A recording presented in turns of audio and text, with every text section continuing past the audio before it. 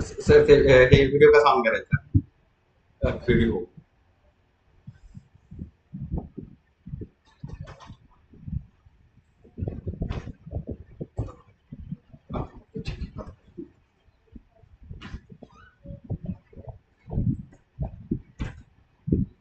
am I audible now? Aviksha, now am I audible now? I think I am audible. Yes. So we are solving question number 5 now. Okay, fine, great. Thank you. So we have to calculate the total resistance in first part. They are given the resistance of the lamp, that is 20 ohm, and the resistance of the conductor 4 ohm. So the both are in series. So the resistance will get added. So how much will be the net resistance of the circuit? It is R1 plus R2. So the answer will be 20 plus 4, 24 ohm. Now the second part, it says the total current through the circuit. We have to calculate the current through the circuit. Now we know the total resistance, we know the potential difference. So V equal to IR lagao. Ohm's law will get I equal to voltage is 6 upon resistance is 24. 6 by 24 how much? 1 by 4. 1 by 4 means 0.25 ampere. And in C part, potential difference across the electric conductor and the lamp. Now we have to calculate the individual potential differences across this resistance 4 ohm and lamp 20 ohm. How can we calculate?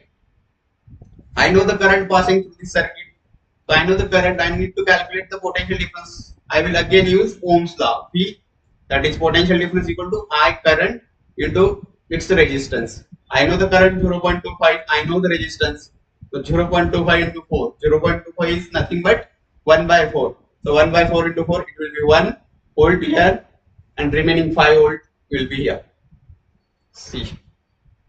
So P1 equal to 0.25 into 20. They are calculating across the lamp first, so it will be 5 volt. In second case, across conductor 0.25 into 4, it is 1 volt. Okay. Is this question clear to you? I guess next question there will be no issue. So see next question number 6. Please read the question carefully. In the question it says that in the circuit diagram given, suppose the resistance R1, R2, R3 have the values 5, 10 and 30 ohm respectively, which have been connected to a battery of 12 volt. Calculate the current through each resistor and be part the total current. Okay, total resistance. How these three resistors are connected? Okay, they have given the circuit diagram. It is part of the question. Okay. So in this question, they have given resistances are in parallel. Okay. Do you remember the last class? In the last class, I have told you in the parallel combination, the potential difference across the resistances is same and the current gets divided here. So first we will calculate the equivalent resistance using the formula. So they have shown the values in the diagram. What is the formula for the equivalent resistance in case of a parallel combination of the resistances? It is 1 by Rp, that is net resistance, or equivalent resistance is equal to 1 upon R1 plus 1 by R2 plus 1 by R3.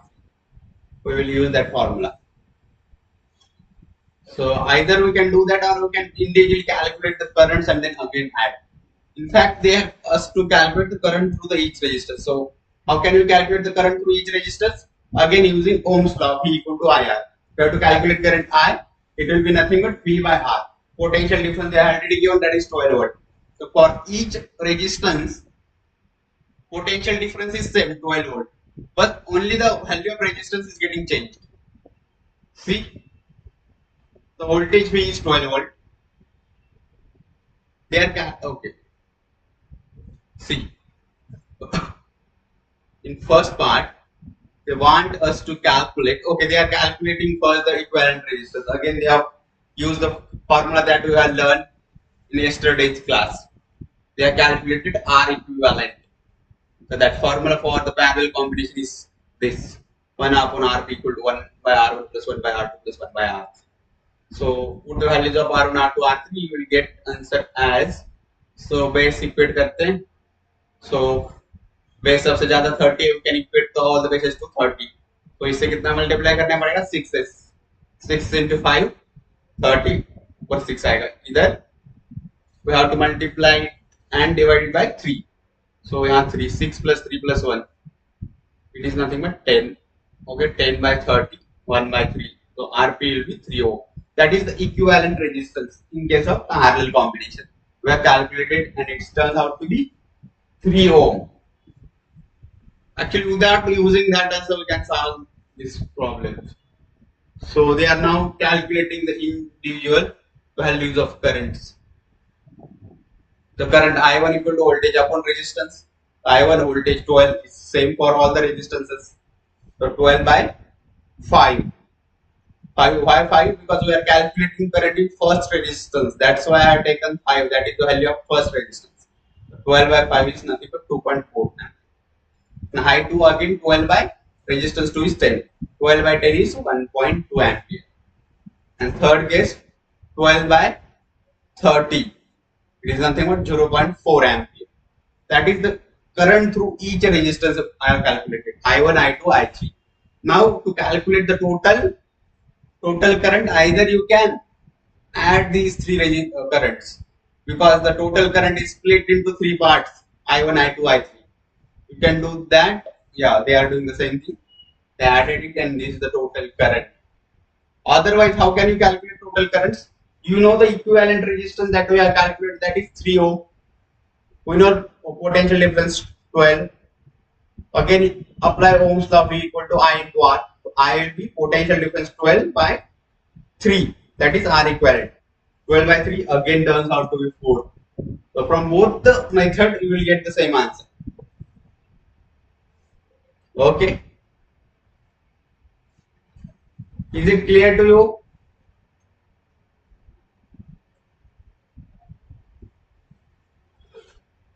I guess it's easy.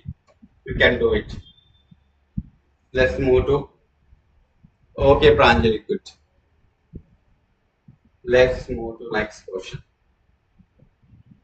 Now you solve this question. Take some time, solve as quickly as possible. The question, it says that circuit diagram. Okay, they have given circuit diagram. This is the circuit diagram. In the circuit diagram, values of R1, R2, okay, 100, 400, R3, R4 are 300, 20, 60, and a 12 volt battery is 12 volt is connected in the arrangement. This is the circuit they have given. There are two resistors that are in parallel. One is 10 ohm and oh, they have changed the data. Okay, it is 10. I read wrongly. Okay, it is 10 ohm. 10 ohm, 40 ohm, 30, 20, and 60. These are the resistors, 5 resistors. These two are in parallel, these three are in parallel. What they are asked to calculate?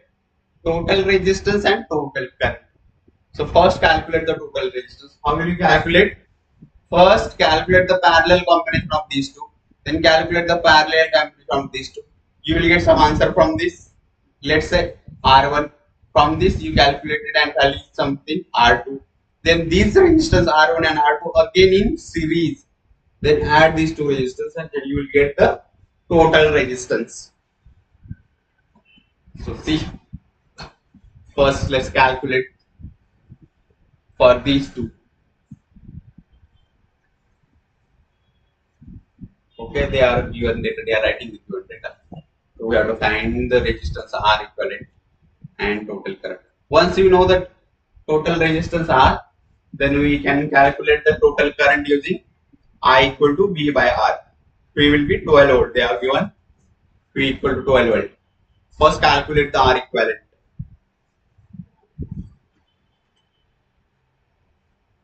So for two resistors, I am first applying this formula for these two resistances. See, these two resistances. It turns out to be 8 ohm. Okay, let's see. Let me calculate.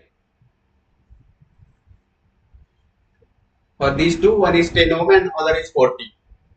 So by calculating this, you will get 4 plus 1 aega because we will equate the denominators. So divide and multiply by 4 here. So 4 plus 1, 5. 5 by 40. Okay. R1 equivalent. For the combination of these two, 10 and 40, it turns out to be 8 ohm. See the note it that one resistance was 8 ohm, other was 40 ohm. उनका equivalent क्या है? It is less than the least resistance out of this. तो एक का 10 था, एक का 40 था. इन दोनों से भी कम आया equivalent resistance 8. Keep that in mind. So next case में we have three resistances. R1, R2, R3. Now again apply the same formula, put the values, you will get the R equivalent. In second case, how much will it be? By putting the values, it will be 1 by 30, 1 by 20 plus 1 by 60. So we'll equate the base to 60. So multiply and divide it by 2. For this 3 and this again 1 only. So it is 6 by 60, 1 by 10 and R equivalent will be 10. Now I know the R equivalent for this part. Okay. ये वाला part के लिए R निकाला हमने 8 आया, इसके लिए कितना आया 10. अब ये दोनों क्या है, जो आंसर आए वो दोनों सीरीज में हैं. Now they are in series. क्यों सीरीज में है? Because same current is flowing through the circuit. इसके अंदर से जो करंट जा रहा है वही करंट इसके अंदर से जा रहा है. And we have seen in yesterday's class that in series combination, current passing through all the resistances is same. That's why they are called a series combination. If potential difference across the resistance is same, then that combination is called parallel combination. Okay. Hi. Yeah. So now the net resistance will be, see, 8 plus 10. So it is nothing but 8 plus 10 is 18 ohm. That is the total resistance. The first part that we are done with. Now in second part they have calculate total current flowing. Now again use Ohm's law, V equal to I into R. I equal to V by R. V is 12 volt. 12 volt by 18 volt. That is the current. 12 by 18. Now calculate it. It is nothing but 2 by 3. The 2 by 3 is 0.67. Yes, correct, Pranjit. Yes, answer will be 0.67 ampere. Right. See, if you solve it logically and properly, you will get the answer. Just follow the procedure, because here there are two combinations, one parallel combination of two resistance and here parallel combination of three resistance. The first, sir, please speak slowly and voice is clear. Okay. अब voice clear है? तो इसमें क्या है कि दो resistance parallel में थे, उनका अलग से रेजिस्टेंस हमने निकाला इक्विवेलेंट, वो आया था 8. In second case three resistance parallel में थे, उनका इक्विवेलेंट रेजिस्टेंस आया था 10. तो total equivalent resistance 8 plus 10 18. Now I know the total equivalent resistance 18. Then I can calculate current I using Ohm's law, I equal to V by R. That's it. Let's move to next question, question number 8. See the question. Show how you would connect. Show how you connect three resistors, each of resistance 6 ohm, so that combination has a resistance of 9 ohm, 4 ohm. Okay. तो अपने पास कितने resistance है? 3 resistance है, हर एक का resistance है 6 ओम. तो इनको कैसे कंबाइन करें, कैसे कनेक्ट करें, कितना पैरेलल या सीरीज? तो हमें नेट रेजिस्टेंस आना चाहिए 9 ओम एंड 4 ओम. तो 6 ओम तो एक इंडिविजुअल रेजिस्टेंस का रेजिस्टेंस है. ऐसे कितने रेजिस्टेंस है? We have show that how to connect 3 resistance. अपने पास 3 रेजिस्टेंसेस है, हर एक का रेजिस्टेंस 6 ओम है. देखो कैसे कनेक्ट करोगे. अभी हिट एंड ट्रायल की तरह सॉल्व करना पड़ेगा. तीनों मान लो पैरेलल में होते तब आंसर निकालना पड़ेगा कितना होगा, फिर देखना पड़ेगा वो आंसर क्या है. कम आया तो उसमें एक सीरीज में लगा के देखेंगे दो पैरेलल में. यही कॉम्बिनेशन हो सकता है. Either all threes are in parallel, उसमें एक आंसर रहेगा. Otherwise 2 are in parallel and third one is in series. And fourth में चार तीनों सीरीज में लगाएगा तो क्या आंसर आएगा 6 + 6 + 6 18। वो तो नहीं है, किसी में 18 नहीं बनाना। You have to make it as 9 ohm और 4 ohm. See how will you do that? तो रेजिस्टेंस तीनों सेम है, तीनों रेजिस्टेंस की वैल्यू 6 ओम ही है। How to connect so that we will get 9 ohm and 4 ohm? तो फर्स्ट केस सॉल्व करते हैं 9 ओम। दो रेजिस्टेंस को पहले पैरेलल में लगा के देखो कितना आता है। 6 ओम 6 ओम। Yesterday's class I have told you one interesting thing कि दो रेजिस्टेंस है सेम रेजिस्टेंस के। There are two resistors of having same resistance R and R। तो दोनों को पैरेलल में कनेक्ट किया तो इक्विवेलेंट रेजिस्टेंस कितना आता है? उनका आधा आता है, हाफ। R कनेक्ट किया पैरेलल में, R/2 इक्विवेलेंट आता है। इस केस में 6 तुम पैरेलल में कनेक्ट करोगे, इन दोनों का कॉम्बिनेशन आएगा 3। तो 3 बन गया इन दोनों से, और एक सीरीज में लगा दो 6 + 3 बन जाएगा 9। तो दो रेजिस्टेंस पैरेलल में और थर्ड वन सीरीज में। तो फर्स्ट केस का देखो, सी फॉर्मूला यूज करने वाले। First part R1 R2 parallel में लगा दिया तो उसमें तो इक्विवेलेंट रेजिस्टेंस कितना आया? C3 आ रहा है। जब सेम वैल्यूज के रेजिस्टेंस हम पैरेलल में लगाते हैं तो उसका रेजिस्टेंस आता है इक्विवेलेंट उससे आधा। तो 6 एंड 6 से होगा 6/2 दैट इज 3। तो इसमें आया भी है 2, और इसमें पैरेलल सीरीज में एक लगा दो 6 ओम का, आंसर आ जाएगा। नाउ ये and R3 are connected in series. तो देखो ये सर्किट डायग्राम कैसे बनी। 9 ओम आ रहा है।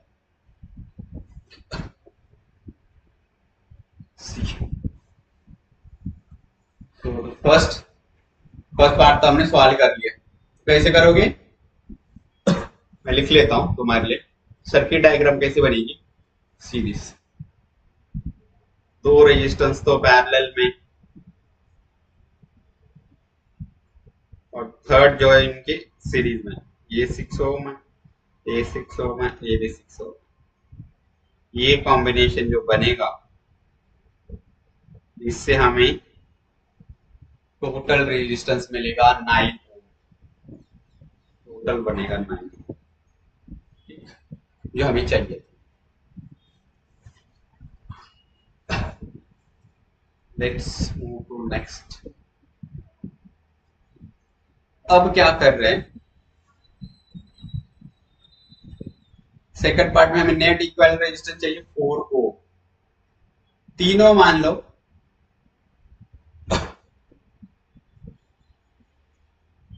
इस 12। ओके देखो क्या कर रहे हैं। जो आंसर आया है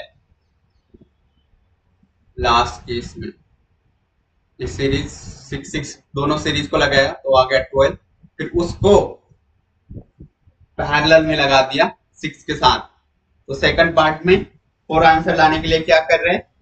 first we are connecting two resistance in series, मतलब सी फिगर में देखो ये दो रेजिस्टेंस सीरीज में 6 ओम और जो थर्ड रेजिस्टेंस है इनके पैरेलल।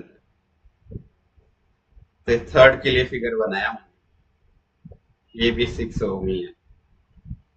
सी ये फिगर, ये 6 + 6 कितना बन जाएगा? 12। ये सीरीज में 12 और 6 पैरेलल में देखो कितना आएगा?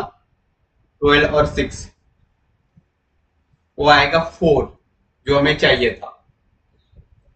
और ये कैलकुलेट करके भी दिखा रहे वैसे, वो आ गया 4। So to get the combination of 4 ohm, we have to calculate two resistances in series, and third resistance must be in parallel with this series combination of two. So it was a tricky question. You have to check how much resistance we are getting. So we have wanted to get 9 ohm and 4 ohm. So 9 ohm कैसे आएगा? First दोनों को parallel में, and third must be in series with first two. And second में first two resistors are in series, see, and third is in parallel with these two. Let's move to next question. What is the highest second lowest total resistance that can be secured by the combination of four coils? coils of resistors 4 ohm, 8 ohm, 12 ohm, 24. Now in the question they have given the four resistances 4 ohm, 8 ohm, 12 ohm, 24 ohm. Now we are asked to calculate what is the highest resistance and lowest resistance of the combination of these four resistances. How will you get the highest resistance? In series combination you get the highest resistance. That is first part. And how will you get the lowest resistance? Connect all the four resistances in parallel, you will get the lowest resistance. So in this case, they indirectly want us to calculate what is the equivalent resistance if these four resistances are connected in series. And in second part, they want us to calculate the equivalent resistance when these four resistances are connected in parallel. That is the question. We have to again calculate this using equivalent resistance formula. So for series combination, they gets added only. So it is very easy for series combination. But for parallel, we have to use that 1/1 formula. See, to gain the highest equivalent resistance, these resistance should be connected in series. I already told you. So चार resistance चारों series में, तो series में होंगे तो सारे add हो जाएंगे. सबको ऐड करो. बताओ आंसर कितना आएगा? What is the highest resistance of the combination? सबको ऐड करो.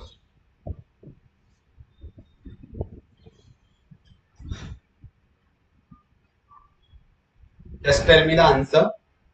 8 plus 4 plus 12 plus 24. 8 plus 12 it is 20. 20, 20, 40, 40, 44, 48. Yeah. Yes, 48. It's 48. And now in second case, to get the least resistance or lowest resistance, we have to calculate if they are connected in parallel. So consider they are connected in parallel and calculate the answer for second part. You will get the lowest resistance for parallel combination. So use that formula again, parallel combination wala.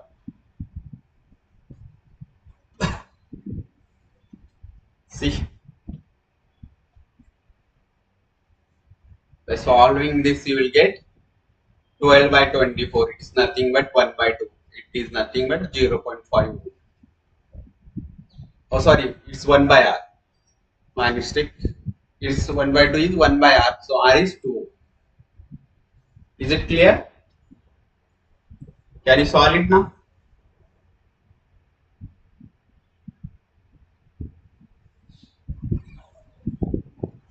Let's move to next question. Question number 10. The question says that how many 176 ohm resistances in parallel are required to carry 5 amperes on 220 volt line? Okay.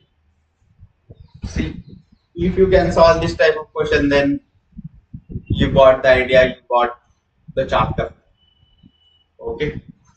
First think about the question carefully. Question में क्या है कि हमें 176 का एक resistance दिया है और पूछा ऐसे कितने रेजिस्टेंस, हाउ मेनी, ऐसे कितने resistance should be connected in parallel. 176 ओम के कितने रेजिस्टेंस पैरेलल में लगाए सो दैट उसमें से करंट 5 एम्पियर जाए. Total current should be required to carry 5 ampere on 220 volt line. Voltage दे रखा है 220 वोल्ट. तो करंट पता है, वोल्टेज पता है, तो पहले निकालो इक्विवेलेंट रेजिस्टेंस. ये क्वेश्चन अब उल्टा हो गया. एज ऑफ नाउ अपन क्या कर रहे थे, हमें रेजिस्टेंस दे रखे थे 3-4, तो हम उसका इक्विवेलेंट निकालते थे. तो 4 रेजिस्टेंस दे रखे, चारों सीरीज में तो हम ऐड कर रहे हैं, तो इक्विवेलेंट रेजिस्टेंस आया. बट इस केस में क्या कि उल्टा पूछा है. पहले हम क्या करेंगे, हमें वोल्टेज पता है, हमें करंट पता है, will calculate the equivalent resistance equal to using V equal to I into R, ohm's law. यहाँ से इक्विवेलेंट रेजिस्टेंस आएगा, फिर हमें वो रेजिस्टेंस आना चाहिए इनके कॉम्बिनेशन से, इनके 176 ओम रेजिस्टेंस के पैरेलल कॉम्बिनेशन से. तो मान लीजिए हम कुछ n रेजिस्टेंसेस अज्यूम कर लेंगे. n क्या है, number of resistances. n assume करके कैलकुलेट करेंगे और n की वैल्यू निकालेंगे. तो पहले इक्विवेलेंट रेजिस्टेंस कितना आ रहा है. Equivalent resistance, we know the voltage V, we know the current I.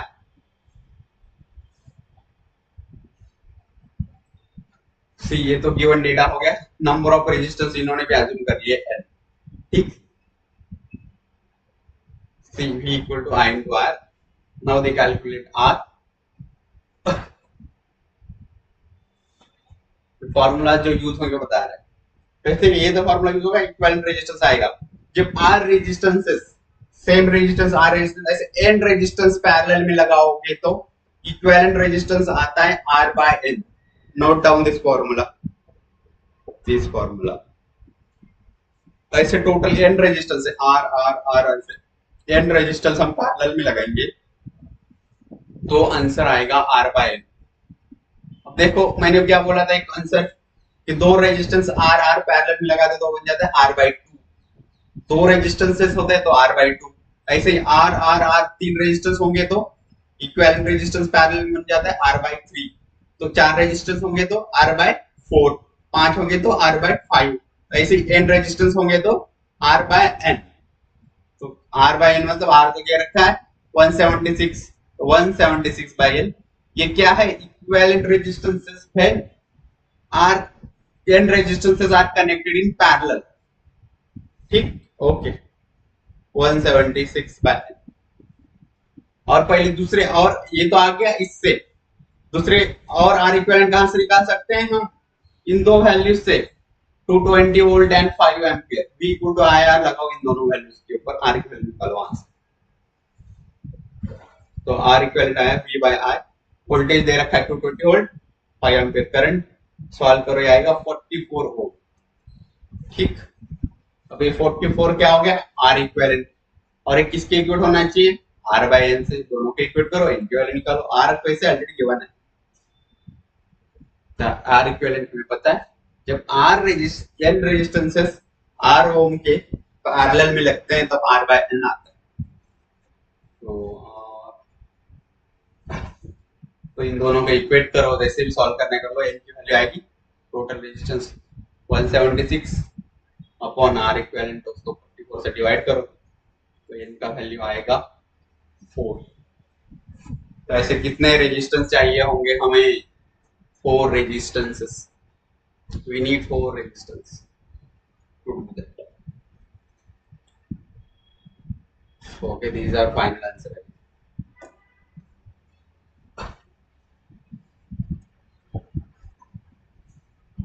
Understand the question.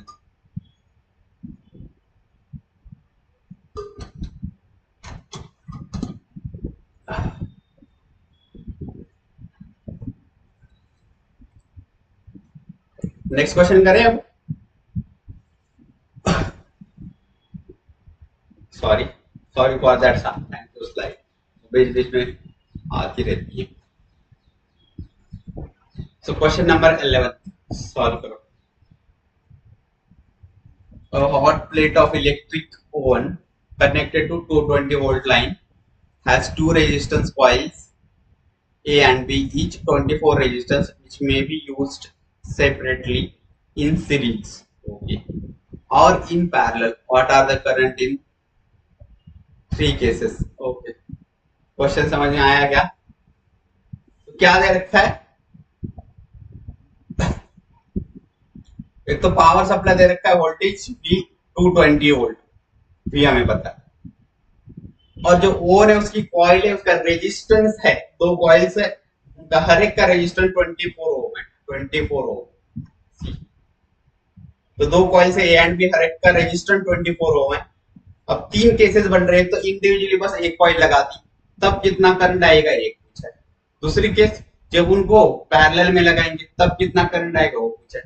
Third case जिनको सीरीज में लगाएंगे तब कितना करंट आएगा. वोल्टेज पता है हमें 220 वोल्ट. रेजिस्टेंस है दो 24 वोल्ट्स के 24 ओम्स के. तो फर्स्ट केस में क्या करना है बस एक रेजिस्टेंस लगाना है 24 ओम तब करंट निकालेंगे. वोल्टेज पता है 220 वोल्ट. रेजिस्टेंस पता है 24 ohm. I equal to V by R करो. V is 220 upon resistance 24. वहां से फर्स्ट करंट आएगा. सेकंड में क्या करना है जब सीरीज में होंगे तो दो रेजिस्टेंस सीरीज में तो ऐड हो जाएंगे. पहले R इक्विवेलेंट निकालोगे 24 प्लस 24 वो आएगा 48. ठीक. तो उसको अगेन वोल्टेज बाय रेजिस्टेंस करोगे तो सेकंड करंट आएगा. थर्ड केस जब दो रेजिस्टेंस पैरेलल में लगाएंगे एक 24 है दूसरा 24 है तो पैरेलल में आर आर का बन जाता है R/2. तो 24 24 इनका पैरेलल में बन जाएगा 12 हाफ बन जाता है. अगेन 12 पता है रेजिस्टेंस, वोल्टेज अगेन उतना ही है 220 वोल्ट, 220 by 12 करो उसमें भी करंट आ जाएगा. I have explained you all complete solution. I just do the calculations. Okay. तब ले फर्स्ट केस जब 24 वोल्ट ओम का एक resistance first only one resistance connect किया होगा. सी क्वेश्चन पार्ट 1 देखो जब क्या पूछा है.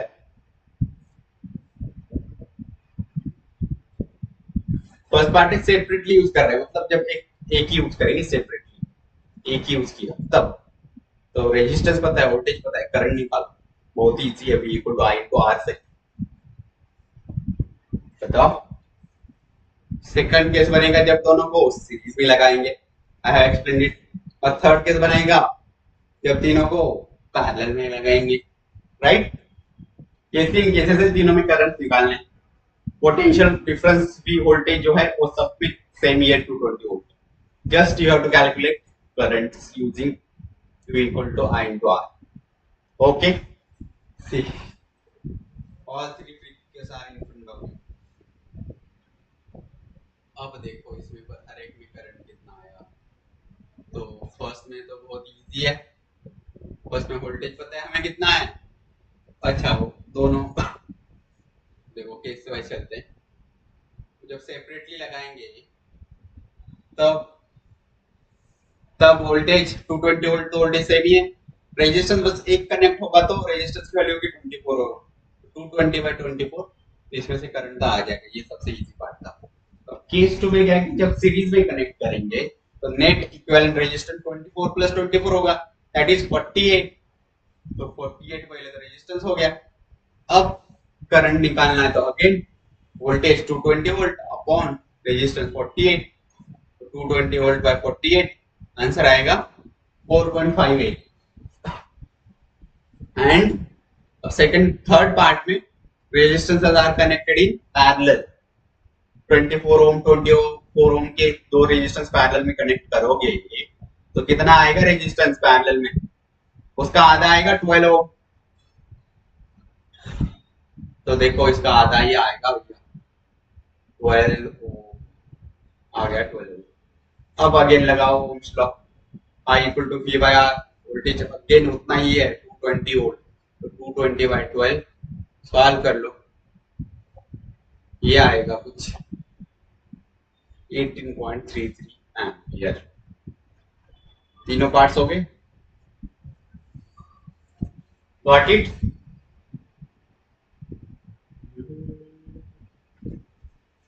आ गया होगा अब तो.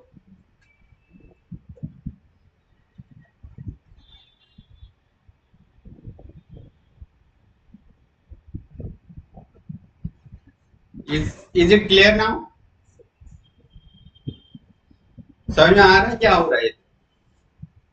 तीन पार्ट सॉल्व कर लिया हमने.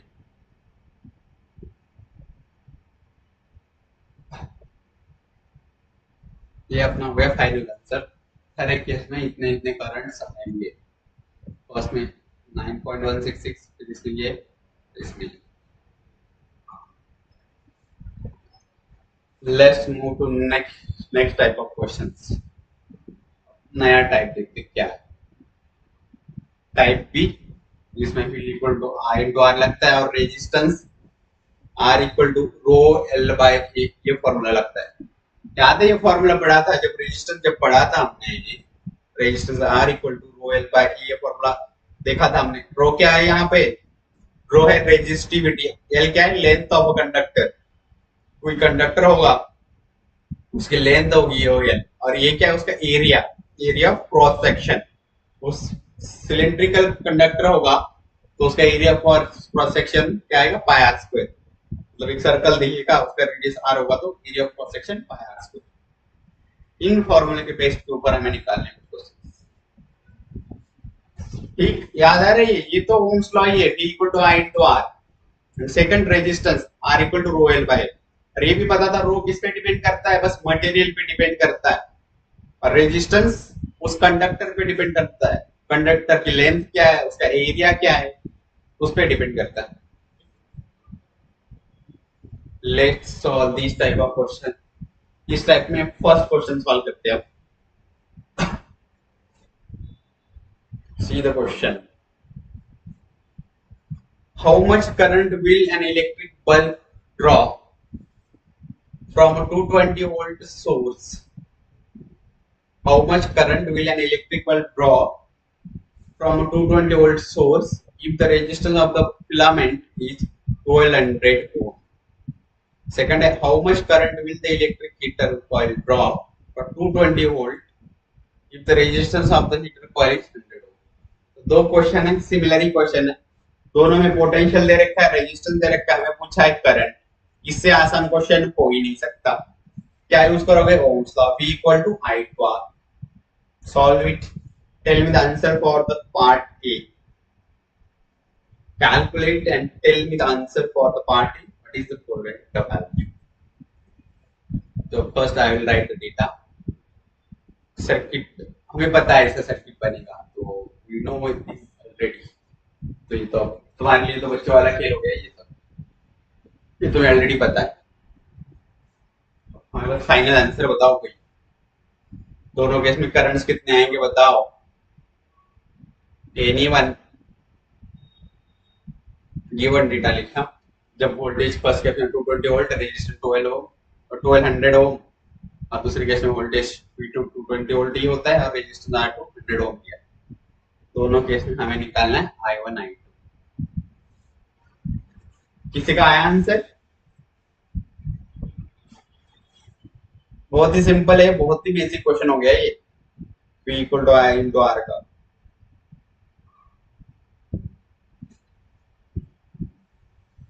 Answer is 0.183। Okay okay, first case का 0.183, सेकंड केस का see I will see. Okay, mostly I guess you will be correct.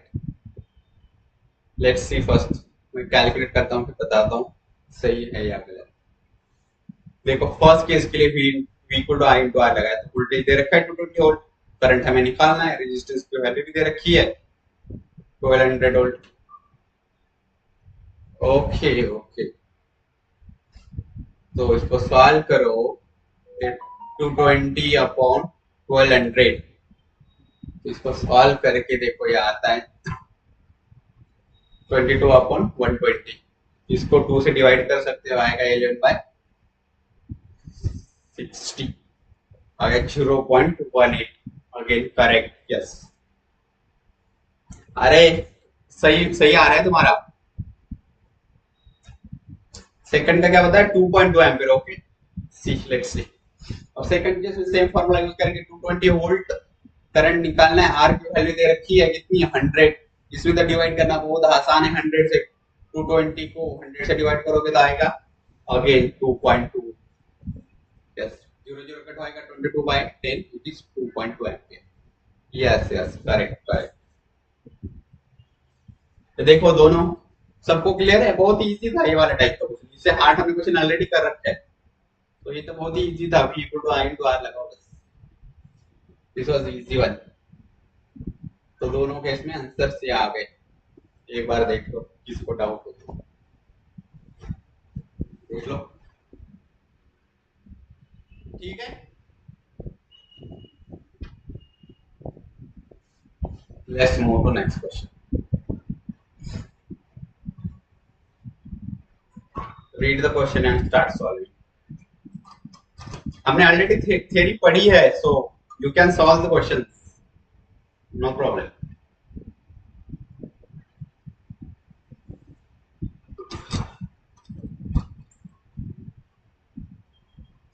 अरे क्लास इंटरेस्टिंग लग रही है?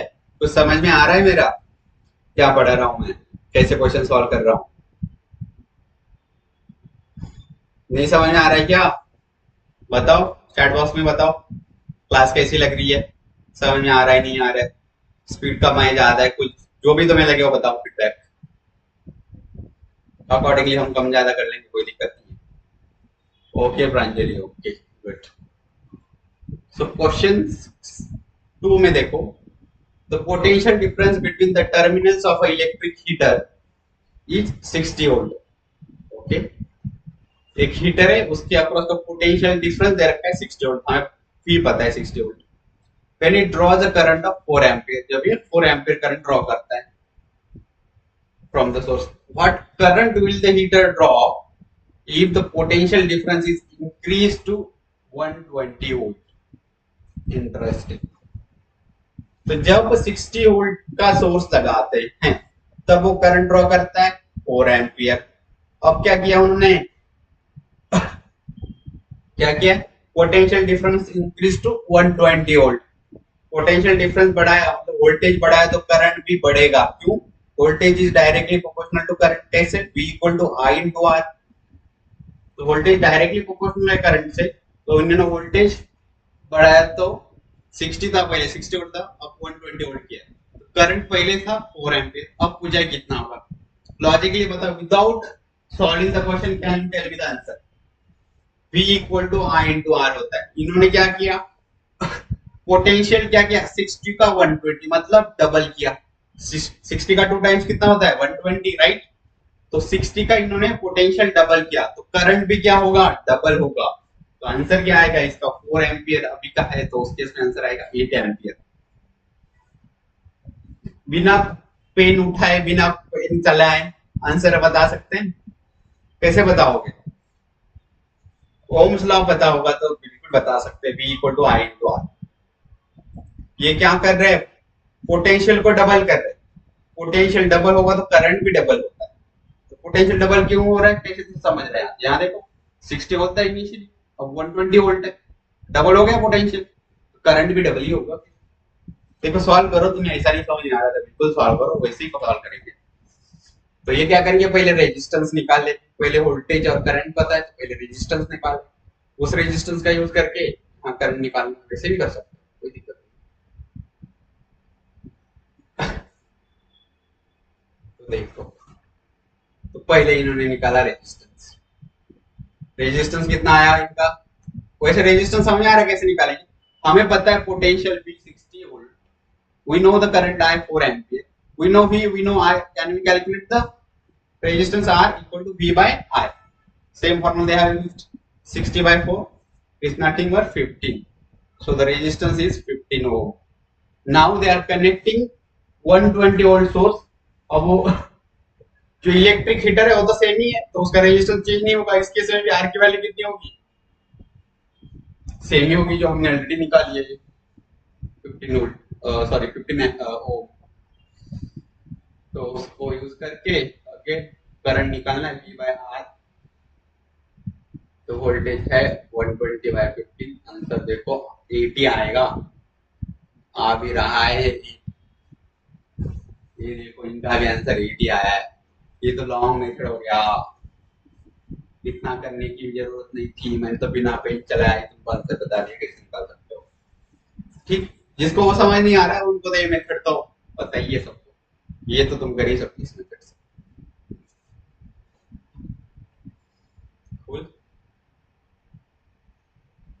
नेक्स्ट क्वेश्चन करते हैं, आंसर आ गया 8 ampere.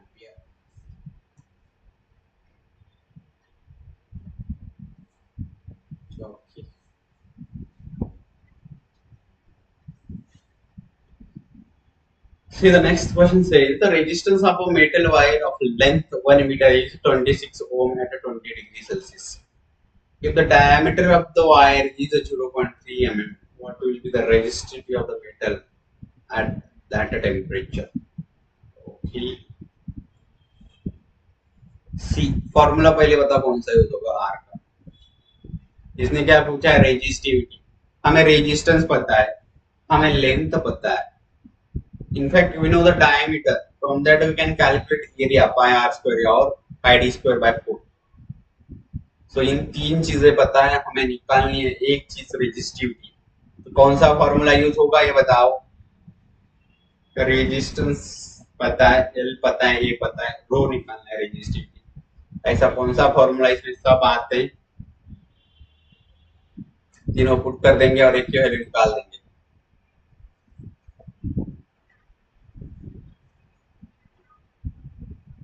Resistance equal to rho L by A, ये फॉर्मूला यूज करेंगे। तो ये रेजिस्टेंस है, यस यस, तो इसका डायमीटर दे रखा है, इसकी लेंथ दे रखी है 1 मीटर, इसका रेजिस्टेंस 26 ओम है। ये सारी चीजें दे रखी हो, मैंने पहले लिख ली, ये सारी लिख ली। तो डायमीटर है तो पहले रेजिस्टर तो उसका रेडियस निकालो, तो radius will be diameter by 2। Diameter 2 times होता है, डायमीटर होता है पूरा, रेडियस होती है बस आधी, तो उसको हाफ कर दिया, 0.3 को तो 0.15 mm, तो mm है तो उसको पहले मीटर में कन्वर्ट किया, तो आ गया 15 × 10⁻⁵ मीटर। देखो ये जो दे रखा है डायमीटर वो पहले mm में था, millimetre, we have to keep the units in SI unit, metre में चाहिए, लेंथ मीटर में चाहिए, एरिया मीटर स्क्वायर में चाहिए, रेजिस्टेंस ओम में चाहिए, सारे एसआई में पुट करेंगे।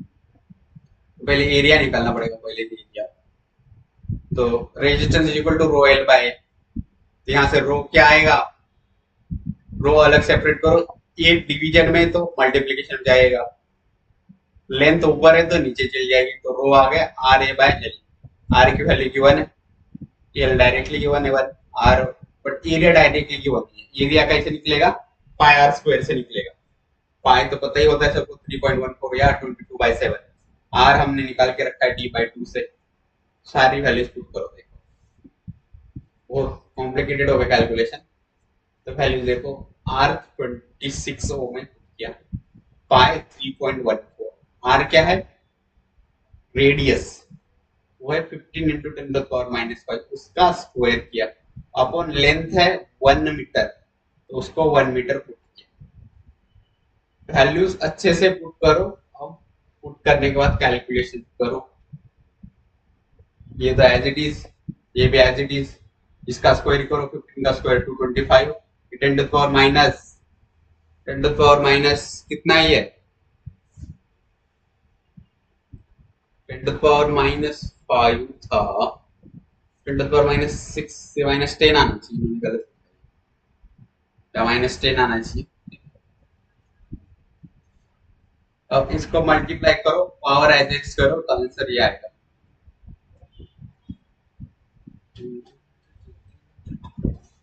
ये वाला सही होगा, 1.84 × 10⁻⁻6, ये इसका यूनिट क्या है, ओम मीटर है, ठीक, कैसे आएगा ओम मीटर यूनिट, रेजिस्टेंस का होता है ओम, एरिया का होगा मीटर स्क्वायर, नीचे मीटर, 1 मीटर कैंसिल होगा, 1 मीटर बचेगा, ओम मीटर, इसलिए रेजिस्टिविटी रो का यूनिट है ohm metre.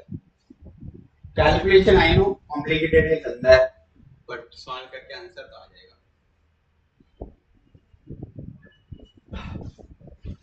So let's move to next question, जो फाइनल आंसर अपना ही है, 1.84 × 10⁻⁻6 ओम मीटर।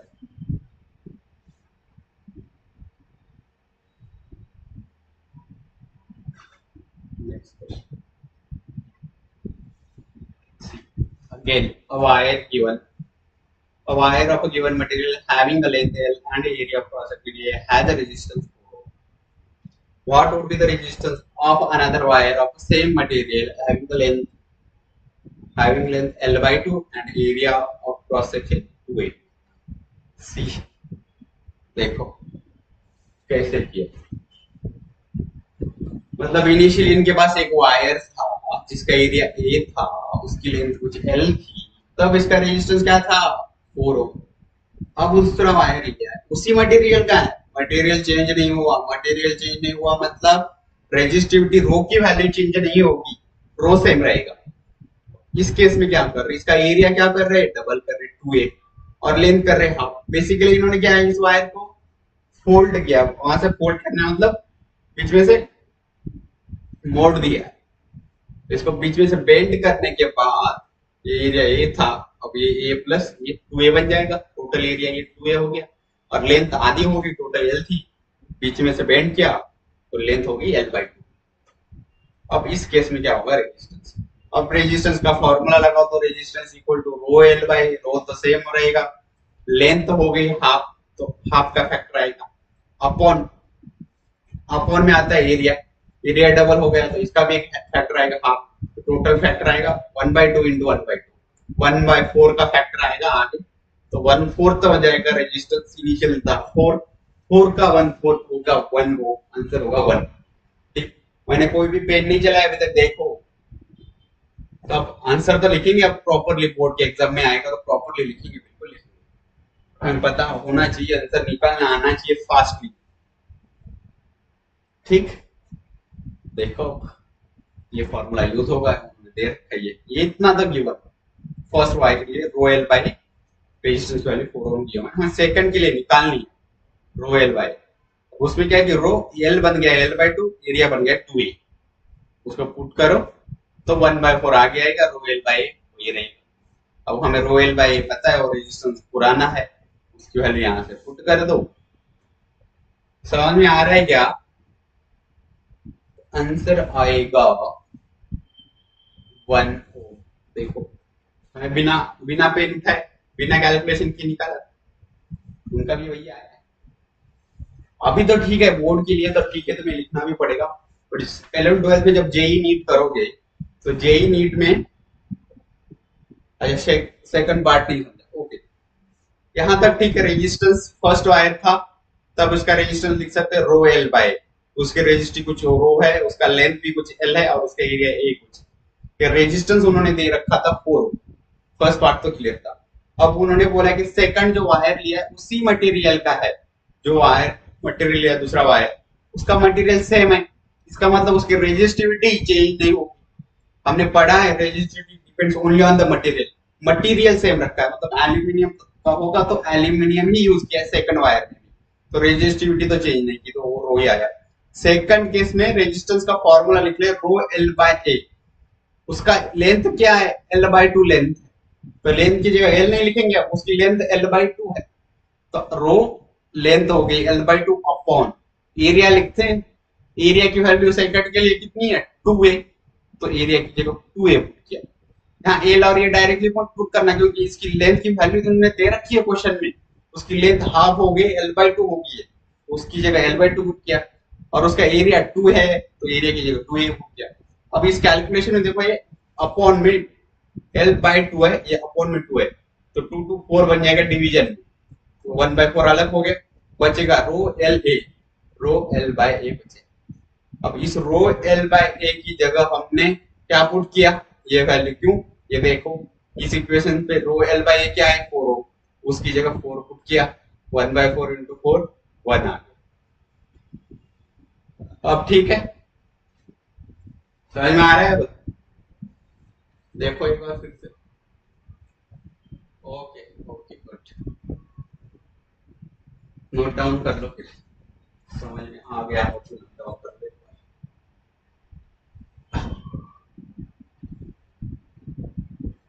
नेक्स्ट क्वेश्चन पे चलते हैं। When a battery of 12 volt is connected across an unknown resistor, there is a current of 2.5 milliampere in the circuit. Find the value of the resistance of the resistor.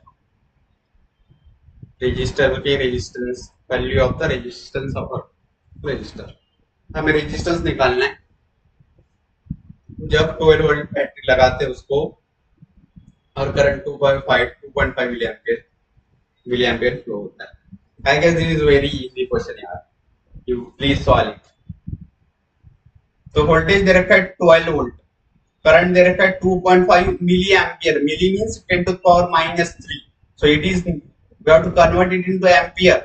Milli ampere standard ऐसा unit नहीं है, ampere unit है, तो 2.5 into 10 to power -3 ampere होगा वो, क्योंकि वहां M small M लिखा हुआ है, इधर देखो ये स्मॉल एम मिली एम्पियर का है। तो वोल्टेज V और करंट I पता हो तो तुम्हें R निकालना आता है, किससे V equal to I into R से, R होगा V बाय I, V कितना 12, I कितना 2.5 इंटू 10 टू पावर -3। देख आंसर बताओ किसी का आया होगा तो, देखो voltage current, current milli ampere तो मिली को पहले कन्वर्ट किया 10 टू पावर -3, R निकालना है, R का फॉर्मूला हमें पता है, R equal to V by I from ohm's law. Values put करके मेरे को आंसर बताओ जल्दी, टाइम नहीं है, जल्दी फास्ट फास्ट बताओ।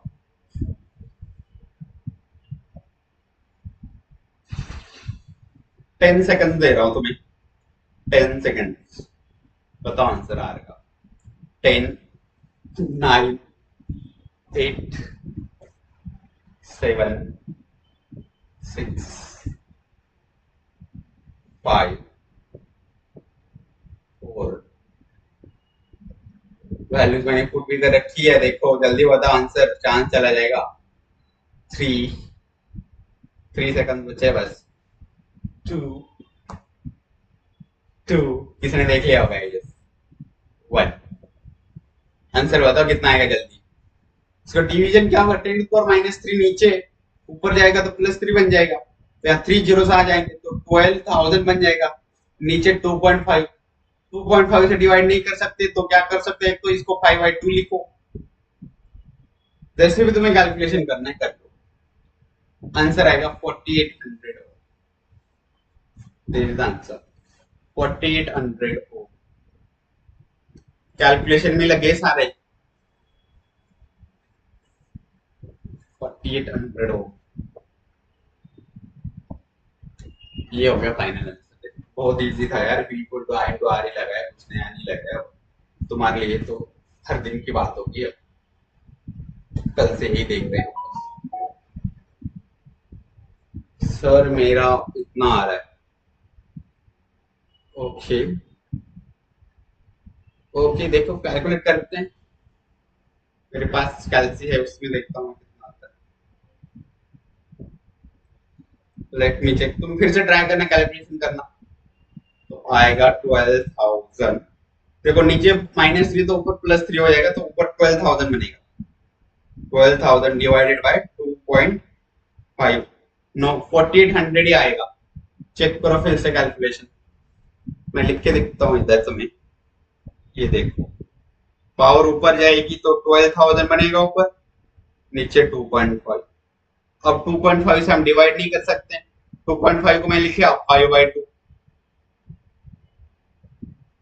तो ये लिख रहा हूँ मैं कैलकुलेशन दिखा रहा हूँ तुम्हें तो 12,000 ऊपर 2.5 को लिखा 5/2 लिख सकते हैं ठीक है अब डिवीजन में 2 तो ऊपर जाएगा तो 12,000 इंटू 2 होगा ऊपर जाके मीन्स 24,000 बनेगा डिवीजन 5 और 5 से डिवाइड कर सकते हो सॉरी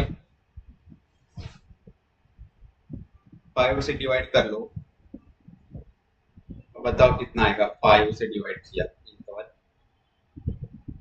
ये कितना बनेगा 4 कितना बाकी रहेगा 4 4 4 5 4 सा 20 रिमाइंडर बनेगा 4 तो 40 बन गया तो 4 8 सा सॉरी 5 8 सा 40 तो 5 8 सा 40 तब 2 जीरो बचे तो 0 0 लगाओ तो आंसर आ गया 4800 अब क्लियर है एक जीरो मिस हो रहा है तुम्हारा अभी भी 4800 आएगा वो 4800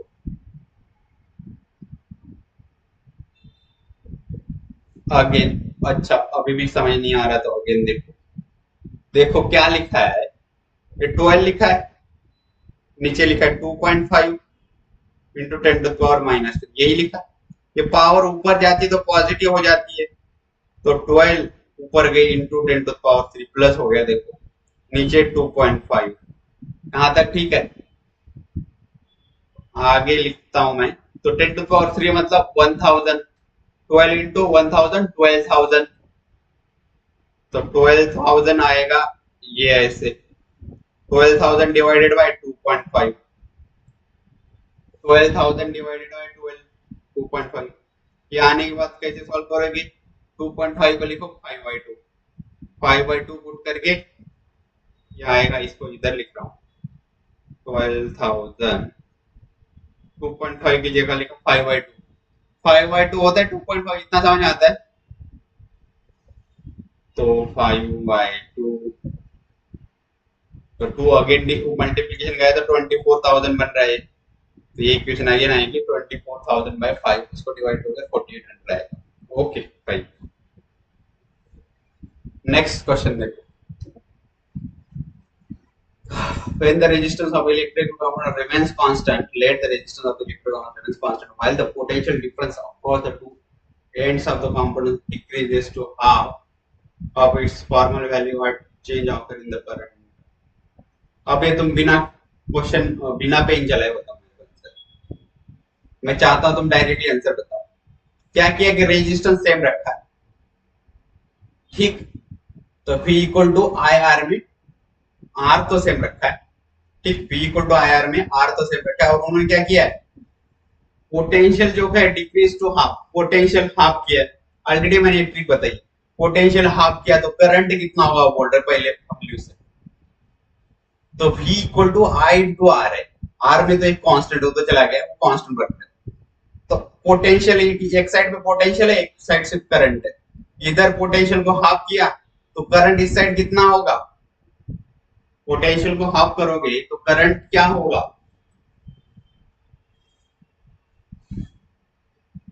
पोटेंशियल हाफ हो जाएगा तो करंट कितना हो जाएगा, रेजिस्टेंस कांस्टेंट करना,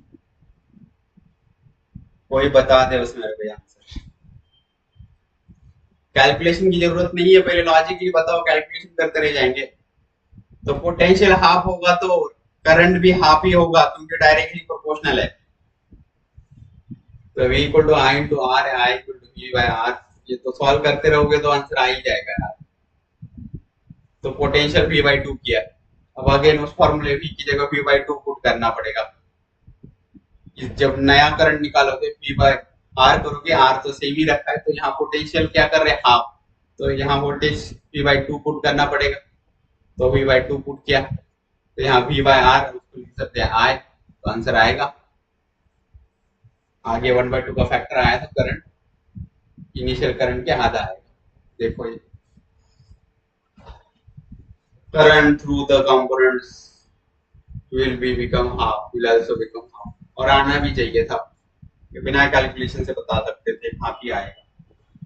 थोड़ा सोचो, ठीक है, डायरेक्ट ऐसे फॉर्मूले में मत जाओ, पहले सोच लिया करो क्या हो रहा है क्वेश्चन में, हर बार फॉर्मूला मत लगाओ, फॉर्मूले से आंसर आ ही जाता है, वो तो सबका आता है, तो उसमें कौन सी बड़ी बात है, तो तुम लॉजिकली सोच के बताते हो आंसर, तो तुम्हें बहुत हेल्पफुल रहेगा आगे जब तुम जेईई नीट की प्रिपरेशन करोगे, इंजीनियरिंग मेडिकल एग्जाम्स की, तो तुम्हारे लिए ये क्वेश्चन बहुत इजीली हो जाएंगे, इस टाइप के उससे थोड़े हार्ड्स आते हैं, फिर ये तुम्हें ऑलरेडी लॉजिक बताओ, तुम्हारी स्पीड बढ़ जाएगी, क्योंकि उसमें तो प्रूफ लिखना नहीं है, ये सारे आंसर लिखने नहीं, तुम्हें डायरेक्ट आंसर टिक करना है, तुम्हें पता हो तुम डायरेक्टली आई बाई 2 लिखोगे, जिस टाइप क्वेश्चन आता है नीट में मेडिकल एग्जाम, जेईई में तो नहीं आएगा इतना इजी ऑब्वियसली।